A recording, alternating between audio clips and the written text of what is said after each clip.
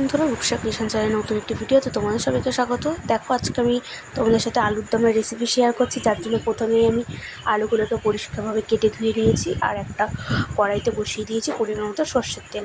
আর এবার হচ্ছে আলুগুলোকে ভেজে নেওয়ার পালা।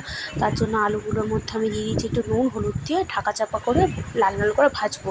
আর সেই ফাঁকেই আমি একটা মশলার পেস্ট রেডি করছি। দেখো, প্রথমে আমি নিয়ে নিয়েছি যেটা টমেটো, কাঁচা লঙ্কা, পেঁয়াজ, আদা, রসুন, সেটা ভালো করে একটা পেস্ট রেডি করে নিয়েছি। দেখো, আলুগুলো বেশ লাল লাল করে ভাজা হয়ে গেছে। আমি সেগুলোকে আবার তুলে নিচ্ছি।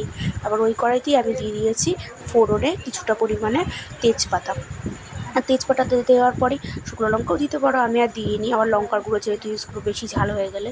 তারপরে আমি দিয়ে দিয়েছি এখানে কিছুটা কুচি করে কেটে রাখা পেঁয়াজ আর কিছুটা পরিমাণে টমেটো। তারপর দেখো, বেশ ভালো করে লাল লাল করে ভাজা ভাজা হয়ে গেছে, দেখলেই তোমরা বুঝতে পারবে। তার মধ্যে আমি অ্যাড করে দিচ্ছি ওই মশলার পেস্টটা। এই মশলার পেস্টটাই কিন্তু আসলে গ্রেভিটা হবে। তোমরা যদি আলুর দমটা কষা বানাতে চাও, এবার আলুর দমের ঝোল হলে কি আলুর দম খেতে ভালো লাগে? যাই হোক, তার জন্য আমি বেশি করে মশলার পেস্ট ইউজ করেছি। এরপর দেখো, সব কিছুকে আমি একসাথে ভালো করে মিশিয়ে নিচ্ছি। এবার মিশিয়ে নেওয়ার পর যখনই দেখবে আদা, রসুন, পেঁয়াজের কাঁচা গন্ধটা চলে গেছে, সেই ফাঁকে আমি অ্যাড করে দিচ্ছি হলুদ গুঁড়ো, লঙ্কার গুঁড়ো, নুন আর একটু চিনি। তারপর ফাঁকে আমি আবার মশলাগুলোকে একসাথে মিশিয়ে নিচ্ছি। দেখো, মিশিয়ে নিতে নিতে তেল ছাড়া অবধি হচ্ছে আমি অপেক্ষা করবো। এরপরে আমার মনে হলো আরেকটু মশলা লাগবে, তার জন্য আরেকটু মশলাও আমি অ্যাড করে দিয়েছি।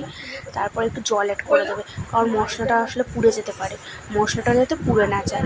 তারপরে দেখো, ভালো করে আমি সব মিশিয়ে বেশ তেল ছাড়া অবধি আমি অপেক্ষা করব। এই আলুদমটা কিন্তু লুচির সাথে বেশি ভালো লাগে। আর আমি এখানে বানিয়েছিলাম হচ্ছে গিয়ে তোমার মাংসের কচুরি, ওটা দিয়েই আমি এটা খেয়েছি। আর দেখো, আমি একটু পরিমাণে জল অ্যাড করে নিলাম যাতে কড়াইতে লেগে না যায়।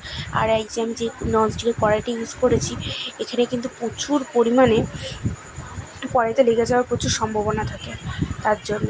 যাই হোক, দেখো, আমার মশলা কষানো একেবারে রেডি। আর এই ফাঁকে যেই না মাকে দেখেছি, আমার আর ভিডিও করা হয়নি, মা ওই ফাঁকে আলু আর জল সব কিছু দিয়ে দিয়েছে। এখন হচ্ছে আমাকে বলেছে মিশাতে।